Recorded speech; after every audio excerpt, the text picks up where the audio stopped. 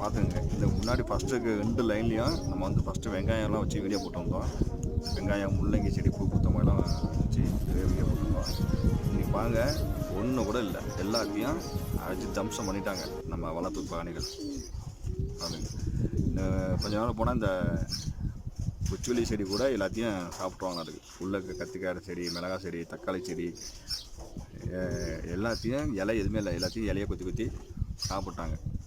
பாருங்க, இதான் போய் கொண்டு இதை நமக்கு கஷ்டமாக கொடுத்தாங்க. நான் சும்மா 2-3 பிடிச்சி தான் போனேன்.